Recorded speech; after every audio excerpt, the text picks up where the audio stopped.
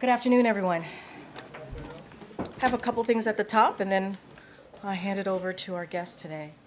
Today, the Vice President and the White House Office of Gun Violence Prevention are hosting community violence intervention leaders from across the country to recognize their efforts in reducing and preventing violence and ultimately saving lives. God bless you. The event is a culmination of a week of activities hosted by the Office of Gun Violence Prevention for Community Violence Awareness Week. Community violence intervention programs are a key piece of the President's Safer America plan and have been shown to reduce violence by as much as 50%. That's why the Biden-Harris administration continues to make major investments in community violence intervention and other proven solutions to end the epidemic of gun violence. The President's American Rescue Plan provided over $15 billion to prevent crime and promote public safety, while the Bipartisan Safer Community Act provides $250 million in funding for community-based violence prevention initiatives. These actions are reducing crime and saving lives nationwide, with homicides and gun violence rates on the decline in 2023. We will continue to work to protect American communities from this senseless violence while calling on Congress to do its job and take further action to implement common sense gun safety measures. And finally, I also want to share a brief readout from a recent visit by senior U.S. officials to Guyana, Colombia, and also Mexico. Principal Deputy National Security Advisor John Feiner traveled to Guyana and Colombia February 4th and 5th, which followed a series of other high-level U.S. visits.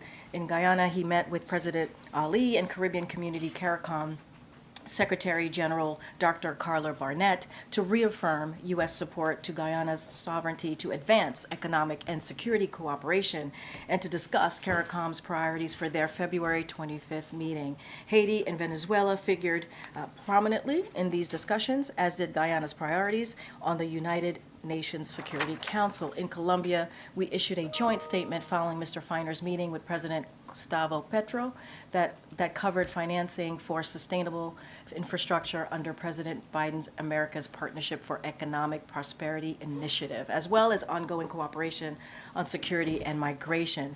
The statement reaffirmed support for competitive and inclusive elections in Venezuela and implementation of the Barbados Agreement between representatives of Nicolas Maduro and the Unitaria Platform.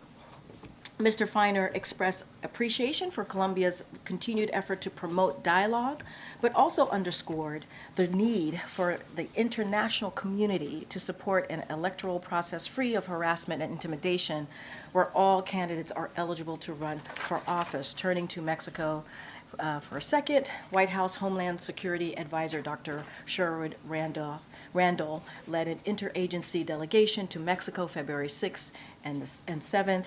She engaged in a wide-ranging discussion with President AMLO, and then separately, our delegation met with Mexico's Security Cabinet, both focused on bilateral and regional issues, including sustained cooperation on migration and joint efforts to promote economic opportunity and development in the Americas. During the fourth meeting of the Trilateral Fentanyl Committee established by President Biden, President AMLO, and the Prime Minister Trudeau, the United States, Mexico, and Canada agreed to 10 joint actions to counter the trafficking of illicit synthetic drugs, including fentanyl and firearms in North America.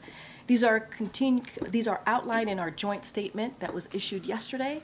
On February 7th, Treasury designated one of Ecuador's most violent gangs and its leader for fueling the recent surge of violence in Ecuador. The sanctions are just one part of the significant assistance we are providing to our Ecuadorian partners as they confront transnational organized crime and illicit narcotics.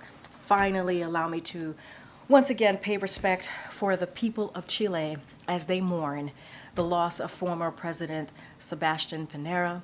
Our prayers also go out to all in Chile who lost loved ones to the wildfires and forced thousands to leave their homes. The United States is supporting firefighters by deploying technical staff, by providing satellite imagery, and offering funds to the purchasing firefighting equipment, and we stand ready to do more. With that, thank you for your patience. I will turn things over to my colleague, Ian Sams from the White House Counsel's Office. Ian? Thank you, Karine. Good to see everybody. Sure, thanks. I want to start by talking about a few things that I think are important for you all to hear and for the American people to hear. The president spoke powerfully about this last night. After a long investigation that turned over every stone and explored every theory, the special counsel decided that there was no case there. Notably, he said this would be true whether President Biden was president or a private citizen. The special counsel's assignment when he was appointed was to determine whether any criminal conduct occurred. He found it didn't.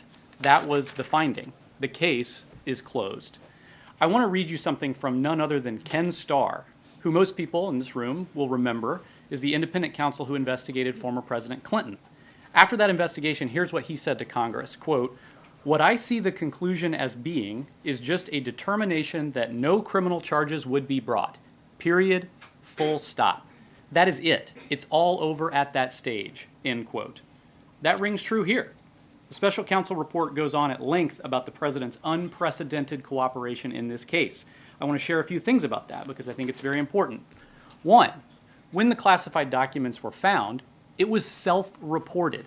The president directed his team to ensure that any classified documents were returned immediately. Why did he do that? Because the president takes classified information seriously. He always has. He did not intentionally take classified documents. He understands documents like that belong with the government. He never made any attempt to obstruct. Two, he took unprecedented action to get the special counsel what he needed. He opened up every room in his family home and his beach house for comprehensive FBI searches, a first time in history. He sat for 2 days of interviews.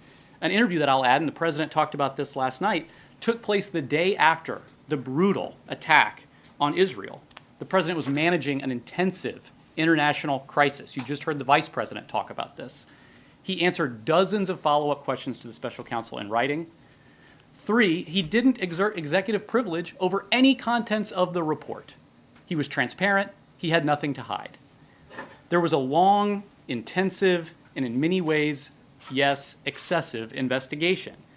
But for context, you should all remember, in the case of former Vice President Mike Pence, who had a very, very similar incident occur right after President Biden, the case was closed within a few months. It was a brief, one-page letter to Mike Pence. But in this case, there was a 15-month investigation. The special counsel interviewed 150 witnesses. He sought and obtained 7 million pages of documents down to emails about moving trucks during the transition in 2016 and 2017. He spent more than $3.5 million taxpayer dollars exploring every possible theory that he could. And what was the result? He reached the inevitable conclusion, based on the facts and the evidence, that there was no case here. And this is important to think about in context of how this report is being viewed and by many of you being covered. This is the first special counsel investigation ever that hasn't indicted anyone. Every theory was explored, but the facts and the evidence disputed them. The decision was that there was no case to be made. In that reality, we also need to talk about the environment that we are in. For the past few years, Republicans in Congress and elsewhere have been attacking prosecutors who aren't doing what Republicans want politically. They have made up claims of a two-tiered system of justice between Republicans and Democrats. They have denigrated the rule of law for political purposes. That reality creates a ton of pressure. And in that pressurized political environment, when the inevitable conclusion is that the facts and the evidence don't support any charges, you're left to wonder why this report spends time making gratuitous and inappropriate criticisms of the president. Over the past 24 hours, we've actually seen legal experts and former prosecutors come out and give their analysis. Former Attorney General Eric Holder said the report, quote, contains way too many gratuitous remarks and is flatly inconsistent with long-standing DOJ traditions. The former acting FBI director said he had overseen many cases like this and, quote, you have to have explicit evidence of willful retention of these documents, and that is just not present in this case. The former FBI general counsel, who I'll add was also the lead prosecutor in the special counsel Mueller investigation, said it was, quote, exactly what you're not supposed to do, which is putting your thumb on the scale that could have political repercussions. That's the assessment of seasoned professional law enforcement officials and prosecutors with deep experience at the Department of Justice. Unfortunately, the gratuitous remarks that the former Attorney General talked about have naturally caught headlines and all of your attention. They're wrong, and they're inaccurate, and they obscure a very simple truth that I want to repeat one last time, since I know it's hard to wade through 400 full pages. One, the report lays out example after example of how the president did not willfully take classified documents. The report lays out how the president did not share classified documents with anyone. The report lays out how the president did not knowingly share classified information with anyone. On page 2, which I know you all read, the report argues that President willfully retained materials. But buried way later on page 215, the report says, and I quote, there is in fact a shortage of evidence on these points. 200 pages later. Put simply, this case is closed because the facts and the evidence don't support the theories here. The gratuitous comments that respected experts are saying is out of line are inappropriate. And they shouldn't distract from the fact that the case is closed and the facts and evidence show that they reached the right conclusion. With that, I'm happy to take questions. Just a couple of housekeeping. When and whom was the president briefed about on the contents of the report? The president was briefed by his lawyers. And second, the president, and as you mentioned again, you thought some of the characterizations were gratuitous. Does the president still have confidence in Merrick Garland after selecting her to be put in this position? The president spoke to this last night. I can't remember which of you asked him what his thoughts were on the appointment of the special counsel, and he answered that, I think, thoughtfully and powerfully, and I don't really have anything to add beyond what the president said. Just finally, does the president support the release of the entire transcript of his interview to put to rest some of these things that you think are being overlooked? Yeah, it's a reasonable question. I think that it's important to know that we're dealing with classified materials in this conversation. There are classification issues there. I don't have any announcement on, releasing anything today, but it's a reasonable question, and there are classified stuff, and we'll have to work through all that. So, but once you can work through, like, say, a redacted version, would the president support the release as long as you can obviously keep what needs to be kept secret? Well, we'll take a look at that and make a determination. Thanks, Ian. Two questions. First, you said in the topper that the president takes classified information seriously, and the president said last night that he never discussed classified material with anyone, but the special counsel's report said that on 3 different occasions he did discuss it with his ghostwriter. I understand it didn't meet the bar for prosecution, but how do you reconcile the president's statement with what's in the report? Sure. Well, if you read the full report, it actually gets into each of those 3 instances. I think Justin rightly points out that we're talking about 3 instances out of 250 pages of evidence that they're talking about criticizing. I think it's important to look at those 3 examples. 2 of them are his own notes to himself in his personal diary that he was reading about to his ghostwriter for his memoir, for a memoir about his life after his son Beau died. And he was reading these passages that he had written to himself to share information with him, and he took pains, and the report lays this out, to express how sensitive some of the information was and that we should be careful with it. And of those 2 passages from his diaries that he talked about with his ghostwriter, weren't in the book. There's no classified information in the book. And so I want to just make that point. And the second is there's a kind of an allegation of willfully taking a classified document that he talked about with his ghostwriter. That's false. As the president talked about last night, he was again talking about a handwritten letter that he had sent to President Obama and faxed to him about the Afghanistan troop surge. Like, these are the president's own personal writings, the president's own diary notes to himself. And I think there's an important thing to think about here. There's plenty of historical analogs, the most notable of which is Ronald Reagan, President Reagan, whose diaries very famously became a subject of a lot of attention in the country. And the Justice Department knew that President Reagan's diaries had classified information in them, knew it at the time. He took those diaries home. He read those diaries to people. He shared the actual physical copy of the diaries, which the special counsel report talks about. Joe Biden never even gave custody of his notebooks to anybody, and they never even asked for those diaries back, and they never launched an investigation. And why is that? It's because historically, going back to the beginning of the country, presidents keep diaries. We should want our presidents to be thoughtful and deliberative about the decisions that they make on the most consequential issues of our time.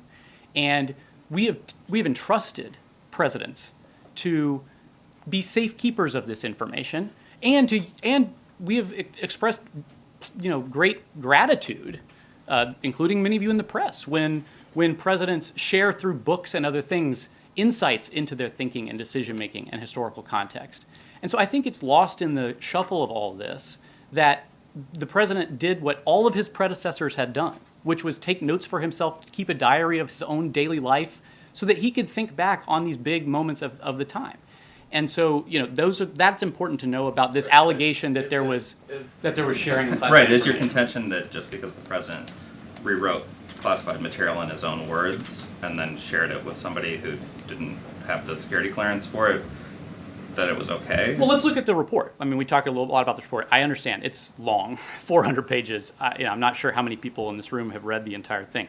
Page 3, which I think is what everybody's asking about and understandably says, quote, Mr. Biden shared information, including some classified information, with his ghostwriter, right? But if you go to page 248, the report says, quote, we conclude that the evidence does not establish that Mr. Biden willfully disclosed national defense information to his writing assistant. That's in the report. That's the conclusion that was made based on the evidence. And there's something else I want to add about this because we've gone back and forth. On page 1 of the report, it says the president willfully retained classified marked documents relating to Afghanistan. But on page 215 of the report, it says, quote, there's in fact a shortage of evidence on these points. On page 5 of the report, everybody read that, first few pages, says, quote, Mr. Biden's memory was significantly limited. But here's something that everybody should make sure that they see. Elsewhere in the report, he says, quote, we expect the evidence of Mr. Biden's state of mind to be compelling, pointing to him providing, quote, clear and forceful testimony. That's his comments on his state of mind later in the report. And so I think it's important to kind of take the report in its totality and understand that in that report, the facts and evidence refute the theories that are floated that they explored. I think maybe we disagree on if he should have used the word willfully last time, but there's one other thing I wanted to ask you about, which is that his attorneys said that they were going to work on a process to make sure that none of this happens again. Yeah. Obviously, there's the potential that this administration has less than a year left, so I'm wondering if you could detail what the timeline is on that, what you guys are considering for that type of process. Yeah, it's a great question. I think that something that this issue a year ago brought to light is that this is a, unfortunately, very common occurrence in our country. The National Archives has talked about how 80 different libraries and collections just in the last decade or so have called and said, oh, we found classified documents in these papers. And they have a process that you're supposed to turn those back in. But then, we had the issue with President Biden. Immediately after that, we had the issue with Vice President Pence. And I think it's important to understand that this is a common occurrence, and the president thinks that we should fix it. Like, he gave all these documents back. He knew he did not, that these governments should be in possession, that the government should be in possession of these documents. And so what we're going to do is the president's going to appoint a task force to review how transitions look at classified material to ensure that there are better processes in place so that when, staffs around the building are rushedly packing up boxes to try to get out during a transition as quickly as possible, at the same time and up until the very moment that they're still governing and doing matters of state, they're going to try to make recommendations that can be fixed, and he's going to appoint a senior government leader to do that. We'll have more on that soon. 2017 that he had classified material downstairs. Go ahead, Kelly. He boasted about it. Go ahead, Kelly. In your advocacy here and in the President's counsel writing back to Mr. Herr, you're saying that there were gratuitous comments, that there are false pieces of information. How is the American public supposed to process this when we also live in a world where former President Trump asserts that there was a politicized process that resulted in his prosecution related to classified documents and other things? So for the public, if Democrats and this administration say trust the Department of Justice, trust the institutions, but you're also arguing here gratuitous political cheap shots and false assertions. How are they to process that? Well, I talked about this actually a minute ago, and I think, when you have the former Attorney General, when you have the former acting FBI director, when you have the former general counsel of the FBI, these are experienced people at the Justice Department who spent decades working at the Justice Department, and they're saying it's gratuitous. They're saying that this is inappropriate, that this is inconsistent with DOJ policy and practice. That's them saying it. We agree. You heard the president speak forcefully about this last night. You heard the vice president speak forcefully about this today. We certainly agree that it's gratuitous. But I explained this a little bit in the opening. We're in a very pressurized political environment. And when you are the first special counsel in history not to indict anybody, there is pressure to criticize and to make, statements that maybe otherwise you wouldn't make. And, I think that it leaves you wondering why some of these critiques are in there. But I think it's also important to just fundamentally distinguish between the prior case that you mentioned. I want to be careful in terms of commenting on that. But the special counsel report goes into great detail about the differences and distinctions there. And I think it's important to understand that the criticisms that you're hearing of the gratuitous comments in the report, which are wrong, frankly, this is being shared by people who have deep experience at the Justice Department. On the many issues related to memory that certainly seem to prompt an angry response from the president and from his advocates, is there anything being done to address that issue in an ongoing way? Obviously, counsel wrote asking for some of those things to be removed. It is potential that Robert Hur could be called before Congress to testify in public. Are there any steps that the administration would take addressing that specific issue? Is it in relation to overall medical physician's report of the president or other things to demonstrate what is the issue with memory, and is it a factor that deals with his capacity to serve? Well, I have a lot of issues with the contents of that question, and Karine's answered a lot about the president's transparency in his medical records and his physical and things of that nature. And I, leave that to Karine to handle. But I'll say, I just read you this. Page 248, later in the report, he says, quote, "We expect the evidence of Mr. Biden's state of mind to be compelling," pointing to him providing, quote, "clear and, quote, forceful testimony." I can't explain why the report veers all over the place on this issue. I can just say, and as you've heard from the vice president, you heard from members of Congress yesterday talking about their recent interactions with the president.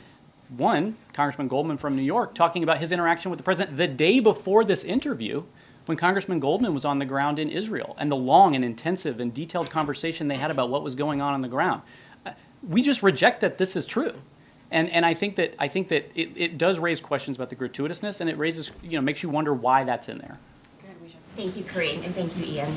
So you are discrediting some of the findings in this report. You are discrediting some of the observations of President Biden. So why should the American public accept the conclusion that charges weren't warranted?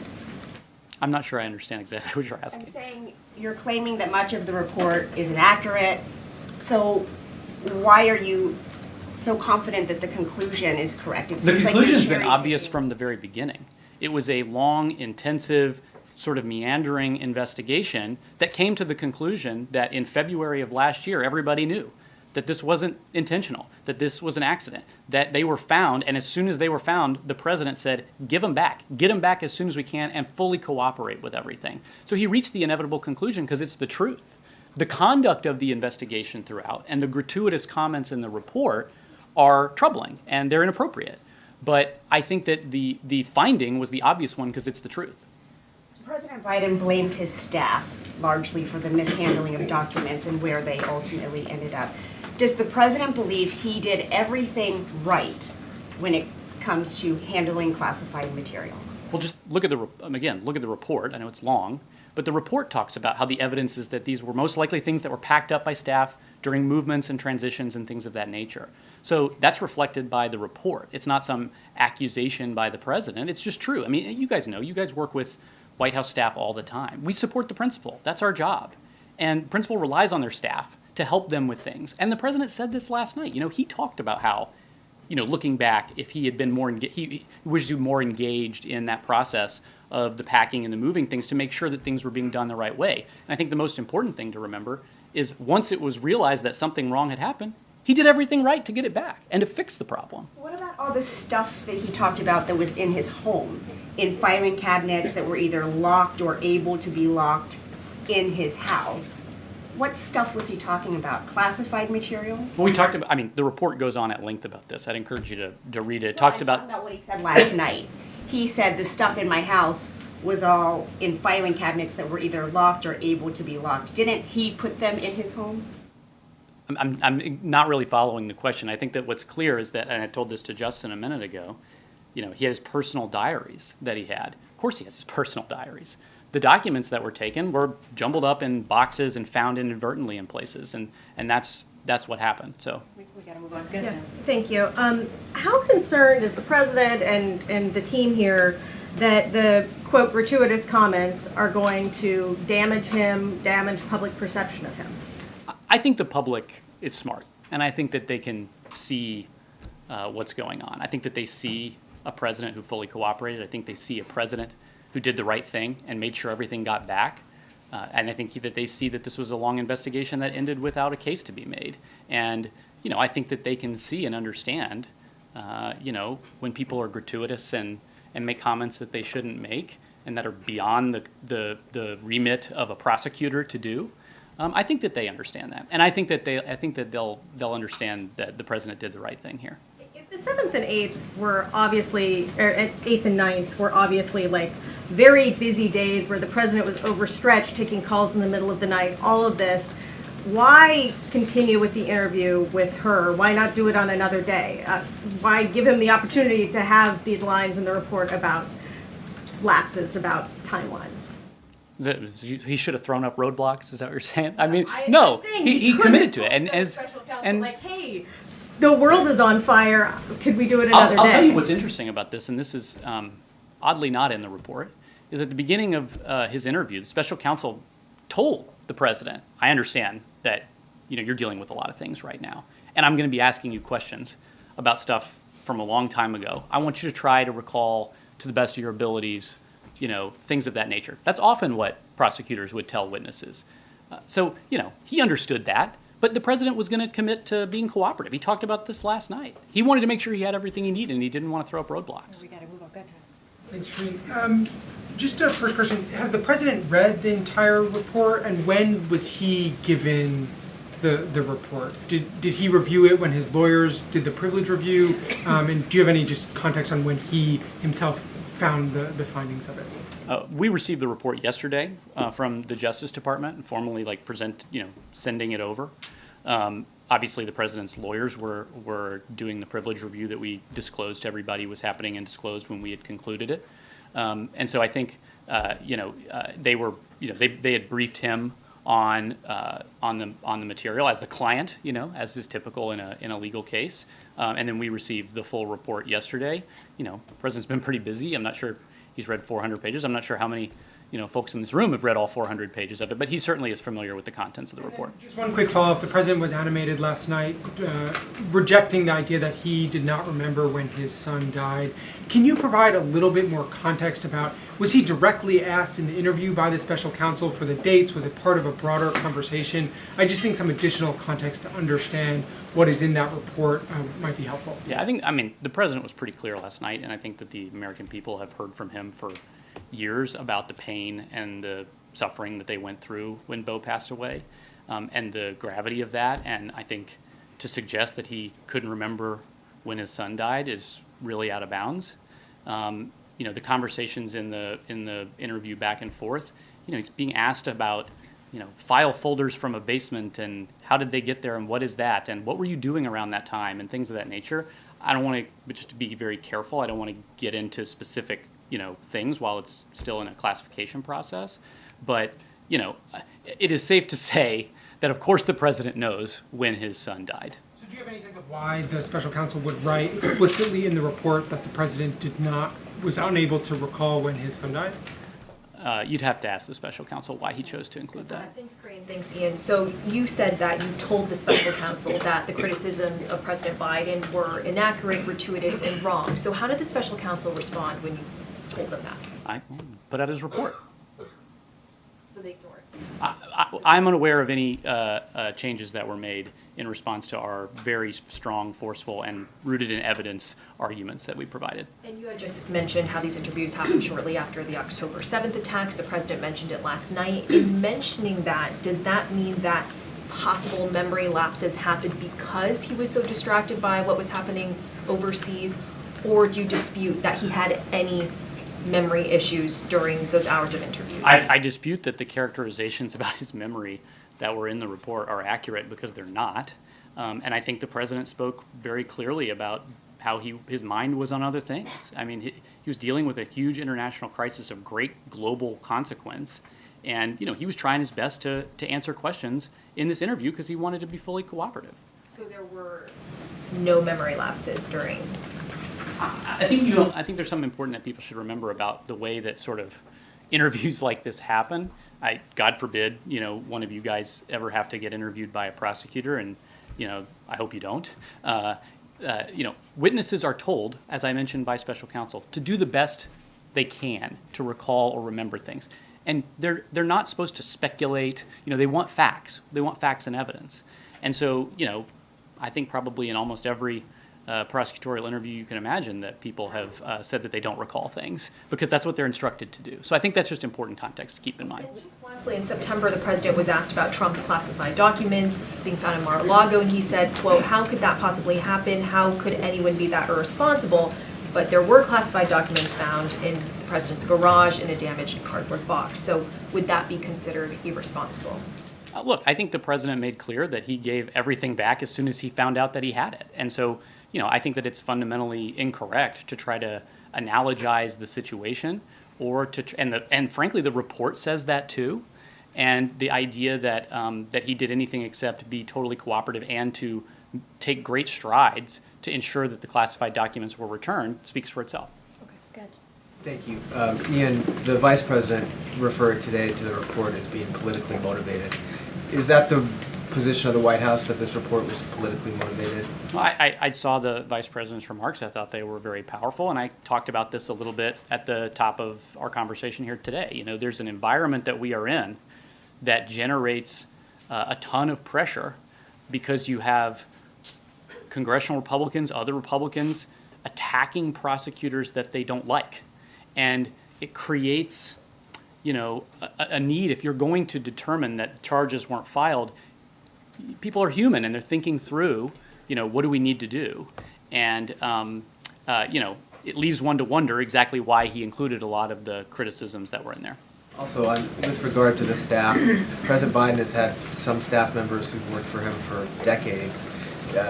He referenced their mistake last night.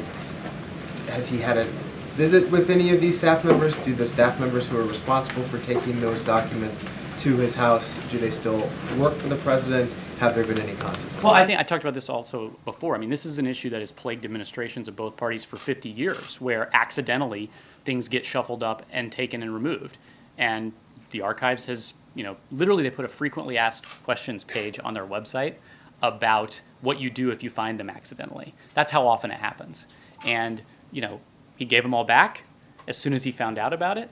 We understand that mistakes happen sometimes. I'm not going to get into sort of individual witness or parsing like that from the report. It didn't happen for President Obama, President Clinton, President Bush Sr., or President Bush Jr. I don't know if 3 people makes it a common. That's actually not true. Officials from all administrations from the past, half century or so have had this accidentally happen. But you're parsing 2 things. You asked me about the fact that, and the report states this clearly, that this was likely the result of inadvertent packing by staff. And you asked exactly about the staff issue, and so I'm responding about the staff issue. Okay. And you can't say whether the staff still work for President Biden? Well, I'm saying that the question you're asking about the frequency and normalcy, unfortunately, of mistakes like these being made, they happen. And what matters is how you respond to it. And when you find out that there was a mistake that was made, you give everything back, and that's exactly what was done. Thanks, Ian. What does it say about Mayor Carlin's judgment that he appointed someone who ultimately put out a report that was so egregious, so inappropriate, and flouted department regulations and norms? I think the president actually answered this question last night. I'm not sure which of you asked him it, but he talked about his views on the appointment of the special prosecutor, and I really don't have anything beyond what he said. Two things I was hoping you could quickly clarify.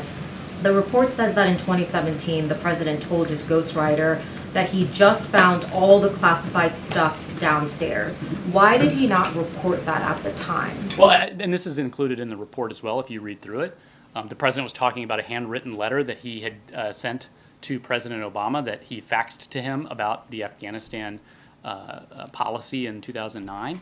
And he says, and this is in the report, that he said last night, I should have said sensitive. I should have said, really careful, more careful language about that, because he was talking about something that was a personal, like a letter he sent to the president. So in his mind, it was sensitive, but what he said was classified. Yeah, this is in the report. They talk a lot about how, the president actually took great care when talking with his book writer to note things like, hey, you need to be really careful with some of this stuff. I'm not entirely sure about it.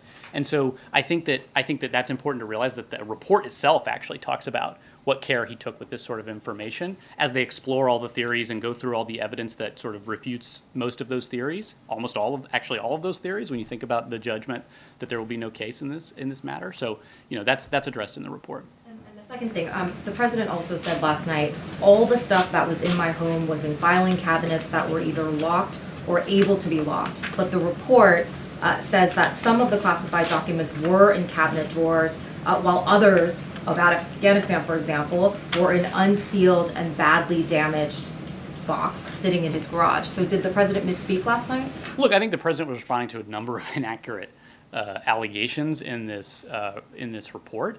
We've talked a lot about, Justin asked about the diaries. I mean, this is his personal diaries. Of course, he has them in his house. I don't have anything kind of to add on what he said last night. I want to follow up on the vice president's comments on, you've been saying gratuitous, she said politically motivated. Is it this administration's stance that this report was issued in part, or there was a motive in this issue, a goal with this report to inflict political harm on the president? I think that you have to look at we talked about this at the beginning of our conversation today. You have a situation where former DOJ officials are talking about the political repercussions of these actions, and that it's incumbent upon the prosecutor to take great care to follow departmental policy, to not criticize unindicted conduct and behavior or characteristics, which we've seen in this case. That's former DOJ officials, but this White House right now, is it the stance by this White House that this report was issued in part with a motive and a goal to inflict political harm on the president? I heard the question the first time, and I have nothing to object to in what the vice president said. I thought she was powerful and forceful. But also, just to follow up, I'm sorry, this administration, as you said that Republicans have often attacked prosecutors, independent systems, and you said that's created an environment where, if I've interpreted this right, there is an incentive by the special counsel to include some of this language. But often I've heard from Democrats and this White House say that those attacks against independent systems can also sow distrust with the public and those independent institutions. By saying that this is politically motivated, not just gratuitous, but politically motivated, does this not also sow distrust with the public? I reject that. I reject that question. You see this, and it's in the report, the letter that the president's lawyer and the White House counsel's office sent to the special counsel to talk about the Department of Justice norms and policies that they see as being violated by some of the comments and remarks made in the report. And so, I think that that's a false equivalence kind of question, because what we have argued and what we continue to say and believe is that you're not supposed to make these sorts of things according to Justice Department policy. The president, when he ran, and you guys all know this because you heard this, talked about how important it was to restore the rule of law. And he understands that. And he talked about this last night, to MJ's point, about the appointment of the special counsel and sort of how he felt about that. This is a president who is committed to restoring those norms. And I think when we object to some of the gratuitousness and the comments that you're asking about, and you hear me talk about the former Attorney General and other people who've made those comments, they are criticizing that this does not follow those norms. Do you think it was politically motivated? Yeah, I know. We got to keep going. With respect to the portion of the video and the transcript where he was asked about his time as vice president and about Beau Biden's death, why not release those parts of the video? Those aren't classified. it's a transcript we're talking about, and I already addressed this with Justin. Okay, or someone else. so what you're saying is this wasn't a video, there's not tapes that you can release of that? I was just responding. I think that the question is about the transcript. Okay, and as far as former Attorney General Holder is concerned, you referenced him and the normal DOJ review process. He brought that up in his tweet as well, or his ex-posting. What part of the normal DOJ review process is the White House saying was violated or bypassed in some way? Well, there's actually, it's an interesting question. It's a little in the weeds, pardon me, but the special counsel regulations that exist at the Justice Department govern the process that is supposed to happen here. And the Justice Department has its own sort of manual of procedures. And, you know, as you've heard from those experts, you're not supposed to sort of criticize unindicted conduct when you're making these determinations. Okay, Phil in the back. Thank you. A follow-up and then a separate question. You said a moment ago that the president was responding to inaccurate information when he claimed last night that all the stuff in my home was behind locked filing cabinets. Is he entirely clear now, at this point, where all the documents were discovered? And does he now know that his statement about locked filing cabinets is false? The report lays out in 400 pages of detail all of the evidence and all of the review that they conducted in looking into this matter. The president made sure that all of the classified documents that were found were returned promptly to the government, which is what you're supposed to do, which is why this is the inevitable conclusion that there is no case here. And that's not what I asked, though. Does he know that his statement yesterday that all the documents were behind locked cabinets was inaccurate? Is he clear in his mind? I know that last night was perhaps, stressful, confusing environment, but does he now I know? understand what you're trying to ask, Phil, and I think that I've answered the question. So I have a separate follow-up question, and that is, my follow-up question after that lack of a response was, there was an eye-popping moment in the report specifically about the president's ghostwriter, and that was that after he learned that the special counsel had began an investigation, he deleted some of his recordings. Now, those recordings were able to be recovered. What I'm curious about is, can you say definitively whether or not the president or anyone else at the White House was in contact with his ghostwriter? This is in the report. I mean, read the report. In the report, it says that they sought this, they looked into this, and that they didn't. So that's in the report. John, They were not in we're going to wrap this up. Go, John. Thank you, Karine. Ian, thank you so Sure, much. yeah. 2 questions, just for clarity. You're from the White House counsel's office, Correct. But you're not a lawyer, correct? That's correct. I'm a spokesperson. Okay. Any chance that we'll get the White House counsel to come out here and answer questions directly? Should I be offended by that? I mean, I was. I get offended all the time. I know. I mean, what? I mean, come on. You did say something that was factually incorrect. There has been a previous special counsel. John, finish your question, please. I was asked to come today by your colleagues in the press corps, and we happily obliged. As you know, former President Trump, he was charged with a slew of criminal charges related to classified documents in his possession, including counts of willful retention of national defense information. In this report, it's made clear by the special counsel that President Biden willfully retained and disclosed classified material. He kept it in unsecured locations after his vice presidency, which presented, according to the special counsel, serious risks to national security. So my question to you, Ian, is can you explain to every voter out there, every American, why it is that President Biden essentially is let off the hook and former President Trump is now facing these slew of criminal charges, which seem to most people very similar? Great wind-up, John. I mean, really a good wind-up. I talked about this already. Page 1, willful retention. Page 2, 15. There is, in fact, a shortage of evidence on these points. The report itself goes through in great detail the facts and evidence that led to the obvious conclusion that there was no case here. The report itself answers the question you're asking about the distinction between 2 cases, as you guys have heard us from the White House say for a long time. We're very careful about commenting on certain cases like that. Just, I would encourage you, perhaps all of you, read the report. I've read the report, and that's the reason why I asked that question. And the reason why so many people seem confused, because you hear willful retention of national defense information related to Trump, willful retention of classified material related to President Biden, and yet one individual is facing a criminal trial being brought by the Department of Justice in Fort Pierce, Florida, and the other one is not facing any charges whatsoever. And I think I've talked to many of you guys in the room over the last 24 hours about this. The allegation that there was willful retention of documents is refuted by the evidence in the report. And the conclusion was made directly that the evidence does not support that claim. He explored the theory. It's in there on page 2. Everybody focused on it. I'm exploring the theory of willful retention, but that the evidence as a whole was insufficient because that's not what the facts show. Thank you so much. Thanks, Ian. Karine. Really appreciate it, guys. Thank you. There Thanks, was Ian. a previous special counsel probe that did not result in indictments, by the way. The Ham-Jordan case. Okay, thank you. I would say refer to the White House special counsel, and now, not special counsel, but legal counsel. They're here. They came. Okay, go ahead, Almer. Excuse me. 2 questions, just following up on comments that the president made last night. President Biden called the military operations in Gaza over the top. And this comes after the White House has pretty consistently defended Israel's conduct. What's changed, and what exactly did the president mean by over the top? Yeah, so first of all, I would say nothing has changed. His position hasn't changed.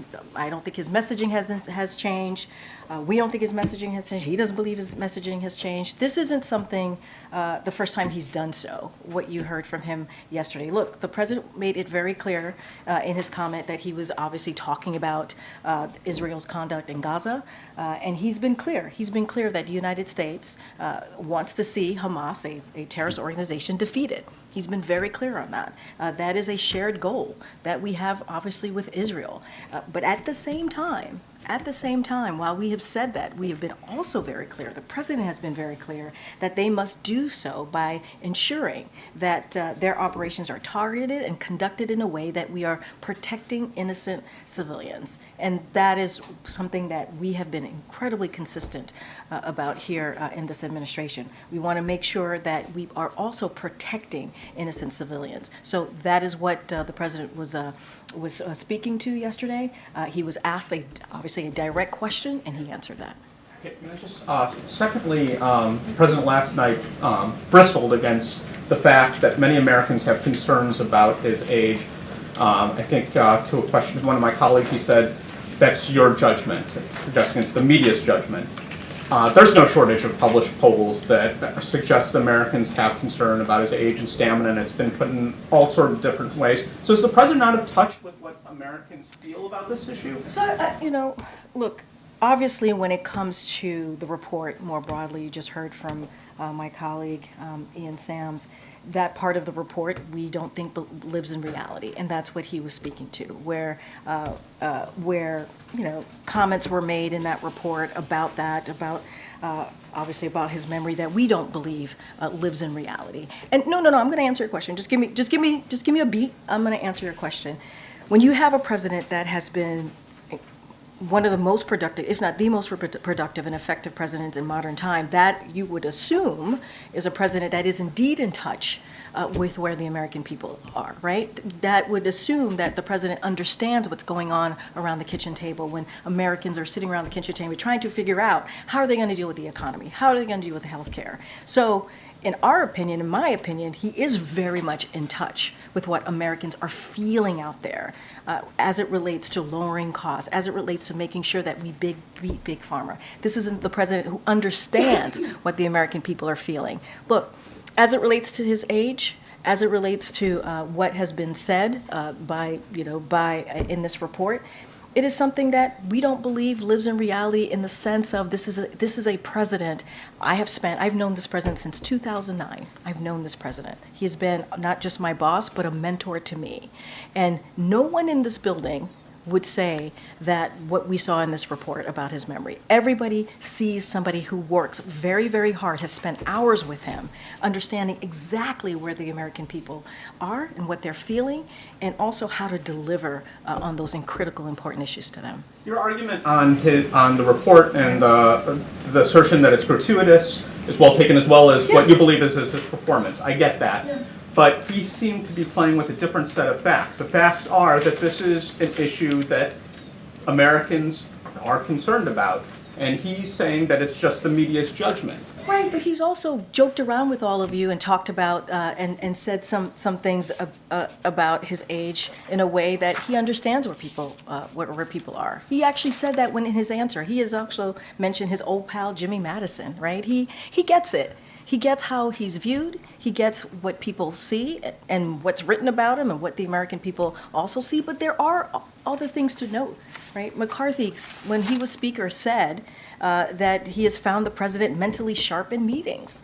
You know, there are stories like that from, as they're saying it quietly, privately, House Republicans and other Republicans in Congress. But there's reports from all of you who have said that they have interviewed some of these folks and have said the president is sharp. The president, when they have a conversation with the president, he understands the issue. I mean, we saw it at the last State of the Union. He was able to negotiate while giving a very important speech, about 90 minutes, to the world. Millions of Americans watch as he was able to negotiate with House Republicans in the room. So people see that also for themselves. They also see that for themselves as well. So does the president feel that this is the result of Americans being concerned about his age is just based on a media narrative and it's not based in reality? What I'm saying is that he understands what people may think. He's actually joked about it. He actually has joked about it, saying Jimmy Madison and has said many other things. He says, I know people think I'm 40 years old. Like, he's made jokes about it. So he gets it. What I am saying in front of you today is that he has results. There are results. His record, the data shows that this is a president that gets where the American people are and has delivered in that way, whether it's the economy, whether it's healthcare, even on the global stage. What other leaders have said about him. Right? What he has been able to bring leaders together, more than 50 countries, to deal with a war, to be very clear, in Ukraine, where the brave people of Ukraine are fighting against Mr. Putin's aggression. So world leaders see it. Leaders on the other side of Pennsylvania, whether it's a Republican or a Democrat, see it. And so that matters as well. And that's what we're trying to say to you as well. It is that we have seen and we have heard from others that this is a president that has delivered, and this is a president that's going to continue to do so for the American people. Okay, Thanks, Karine. You've downplayed concerns about the president's memories in situations where he's mixed up certain things. You've said it happens and it's common. But yesterday we saw the president again have a mix-up with the president of Egypt, with the president of Mexico. So how do you explain that? Is it not valid that voters would have these concerns? Look, what I would say is this. That this is a president that has had relationship with world leaders for more than 40 years. He has. And at times, and I even said this yesterday, has he misspoken, as many of us do. I've laid out some examples of even Speaker Johnson just on TV, on Meet the Press on Sunday, who said he supports Iran when he meant to say he supports Israel. It happens. It truly, truly happens. In that same answer that he gave, he actually gave an incredibly detailed answer on the overlapping dynamics in the Middle East as he was responding to the question that he received from one of your colleagues. And look, I want to quote one more person, as I've been quoting folks today. Yara Rosenberg at the Atlantic said, Biden has gaff names his entire career. His entire career. It is not uncommon that he has done that, like many of us do. And he said he was clearly talking about Egypt and named Sisi and laid out his policy and the broader issues in detail. Twitter just isn't interested in that, right? And so look, this is a president who has the experience. You've heard me say this, he's been senator for 36 years. He's been obviously vice president for 8 and now president. He has these long relationships with leaders. I think what's important here is to remember is that when it comes to the essence of the issue at hand, he understands that and has dealt with that probably, better than any modern day president, because of the record that we have seen, because of what has presented in front of him as we look at what's going on in the world, what's going on in Ukraine, what's going on in the Middle East. How did the president react when he first saw the report? I'm not going to get into private discussions, private conversations with the president. And just to follow up quickly, I think Justin had asked this before, but Ian Sams was making this argument that these are notes that he was reading from his own personal notes, from his own personal diary, but that can still be classified information even if it was stuff he had written to himself. So is the White House disputing that there was classified information there? So look, I'm not going to get into, Ian spent a good couple of minutes going back and forth and answering that question. I don't have anything else beyond what Ian, my colleague, shared here. I think the bigger picture here is that the case is closed, and I think that's what the American people also should know as well. And so I'm just not going to get into details from here. Okay. Thanks, Karine. With concerns about the president's age, are there any plans within the White House to have him engage more with the press, engage more? He decided not to do the interview before the Super Bowl that many presidents have done. Has there been any considerations about revisiting that or other sorts of engagements to, as you said, many people in the White House do not see the image of him that the report depicts? Are there conversations about trying to change that perception among the American people? I mean, look, you saw, your colleagues were, I think, were you in the room, Tyler, yesterday? Your colleagues and yourself were able to see the president and ask questions yesterday. He did that, I believe, if not the day before yesterday, he did that a couple of times this week, I think about 3 times, engaging with the press. It's just something that he does pretty often. And we're going to try and obviously pick moments. He's going to, on his own, have moments where he's going to want to walk over and talk to all of you, as he's done many times before. We're going to continue, obviously, to your question, yes, we're going to find many different ways to engage with the press. That's something that we think is very important. It's important to take your questions. It's important to hear from all of you and hear directly what's on the mind of the American people, as well as what we believe is on the mind of the American people, and take questions. So that's not going to change. I don't have anything. But I'm just wondering if there's been more conversation in the White House in the last 24 hours about a sense of urgency to try to get the president. I hear the question, but he literally took questions from all of you 3 times this week. 3 times. Once when we were on the broad. But just more broadly about getting the president out more to try to combat the idea that he has memory issues and is a. I hear your question, but we literally did. I was on the road with the president from Thursday last week until Monday evening. We went to Detroit or Michigan. We went to Michigan. We went to California. We went to we went to Vegas. The president has been out there, and that's something that we're going to continue to do. And so he wants to be out there to talk directly to the American people. You hear us say that all the time. And you've seen him do that throughout the month of January. And now, obviously, we're in February. We're going to continue doing that as we have been for the last 2 to 3 years. It's not going to stop. Okay. Thanks, Karine. A question about Israel. Has he communicated to Prime Minister Netanyahu that he believes his response has been over the top? Is that language he has used in their discussions? I mean, look, we have read out we've read out conversations that the president has had with the prime minister. The president has always been clear with the prime minister. I just don't have anything beyond that. What he said yesterday, what the president said yesterday, he's done before, in saying very clearly, obviously we believe that Israel has a right to defend itself. Obviously we believe we are in agreement that a terrorist organization, they have to make sure that they deal with this terrorist organization that on October 7th, terrorized and killed more than 1,200 people. That is a reality. But at the same time, the president has also been clear that their military operations need to be done in a precise way, in a more targeted way. We need to protect civilians' lives.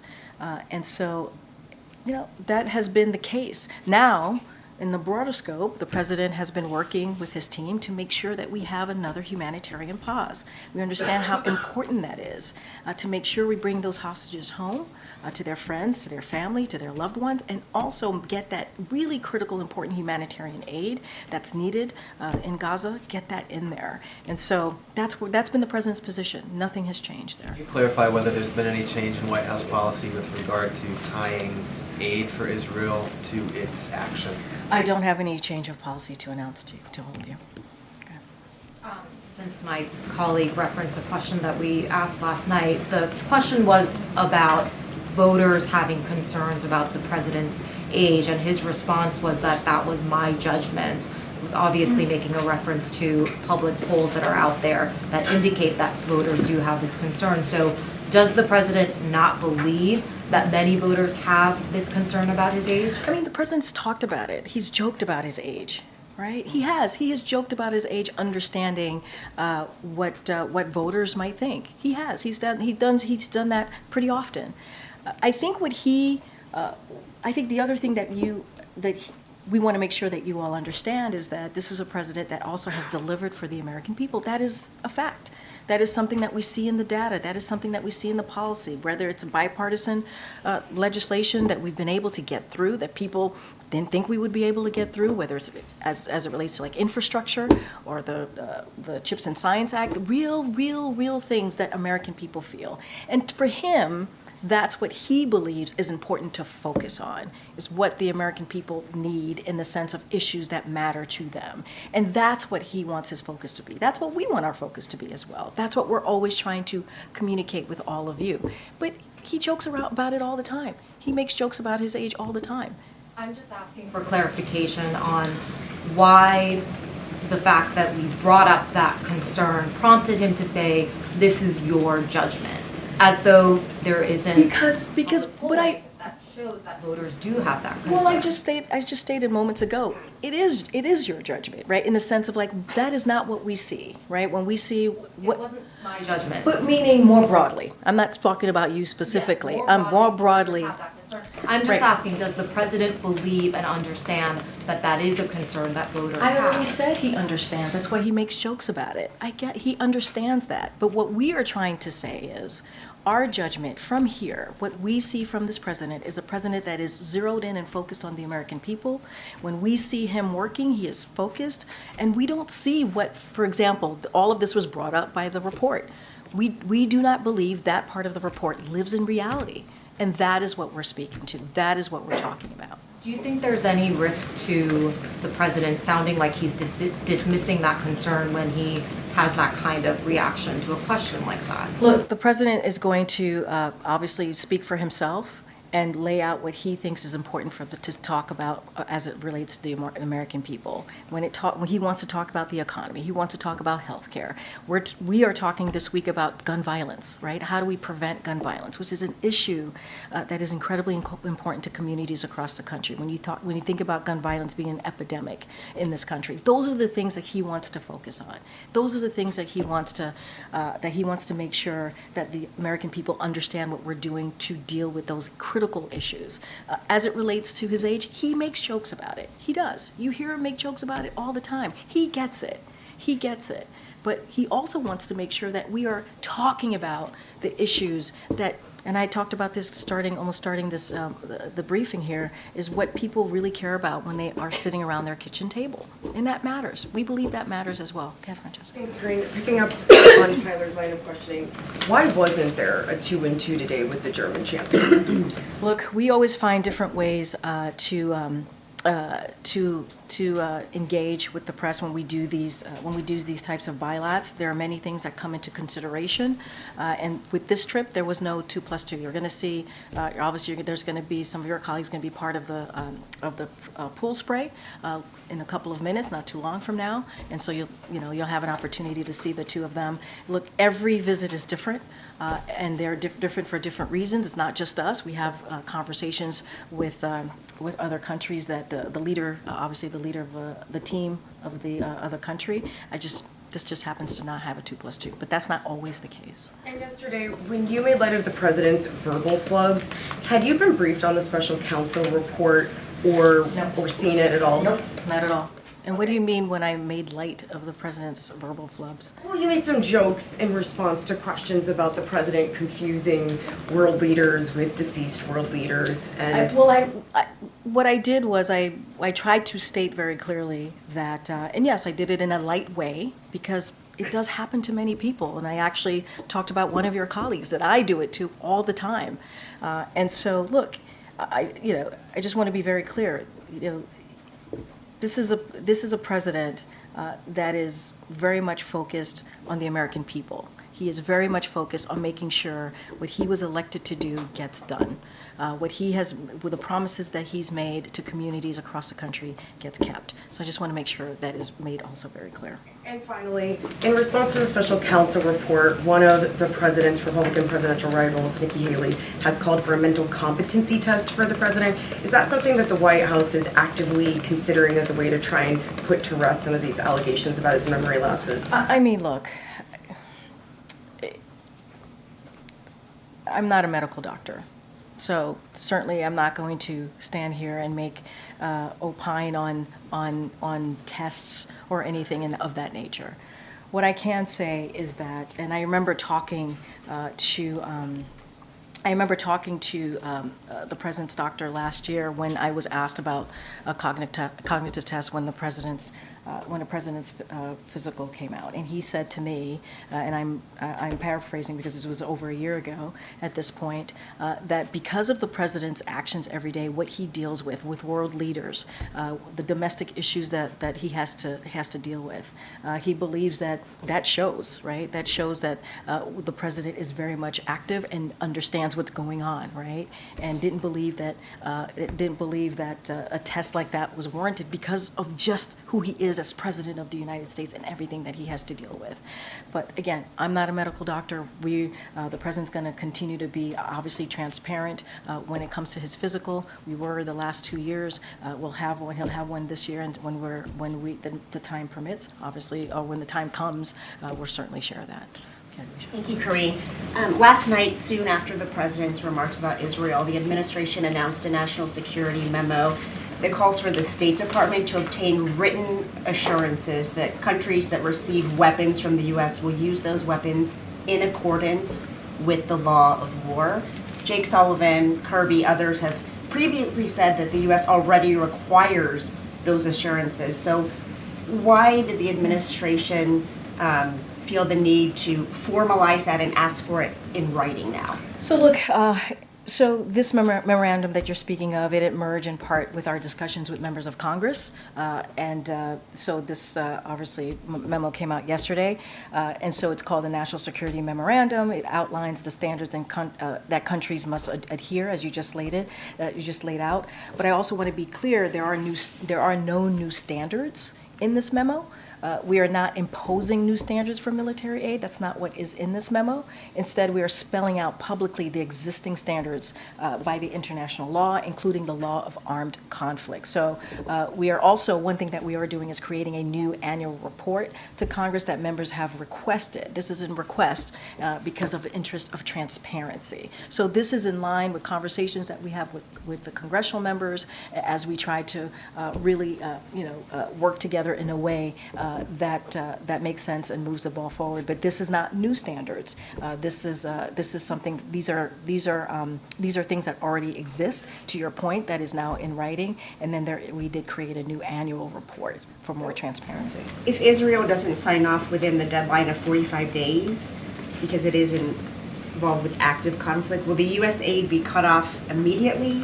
So what I can tell you is that we did brief the Israelis on this. They reiterated their willingness to provide these types of assurances, so those conversations are happening, and they obviously they reiterated their willingness for the assurances. Okay. One more. Okay. Thank you, Karine. If the special counsel says President Biden's got significant limitations on his memory, then who is helping him run the country? The President of the United States runs the country. The Commander-in-Chief runs the country. How can he be trusted with the nuclear codes if, I get that you're saying that nobody in the building would say that he's got an issue with his memory, but just a little part of what we get to see, he's made mistake after mistake after mistake after mistake on camera this week. So I'm going to be very clear here. The reality is that report, that part of the report, does not live in reality. It just doesn't. So the special counsel is lying about the president's memory. It was gratuitous. You heard from Ian Sams, my colleague. It is unacceptable, and it does not live in reality. That is just the facts. And look, it is a closed case. That is what the special counsel said. And what matters is that the president in the last 3 years has delivered on the economy, has delivered on healthcare, has turned this country around after the last president left us with an economy that was in a tailspin. That's what we were dealing with. That's what we were dealing with. If you think about the world leaders and issues that have been going on in this country for the past 2-3 years, not in this country, in the world, right? When you think about Ukraine, the president was able to bring together NATO allies. They've been the strongest than they've ever been, and make sure that we are providing what Ukraine, the brave people of Ukraine, need as they're fighting aggression, Putin's aggression. And that is what this president has been able to do. His experience as former senator, as former vice president, and now president, has gotten us to a place where we've been able to turn things around in a way that we meet the needs of the American people, whether it's domestic issues or national security issues. And that is what matters. That part of the report does not live in reality. Bye, everybody. Have a great weekend.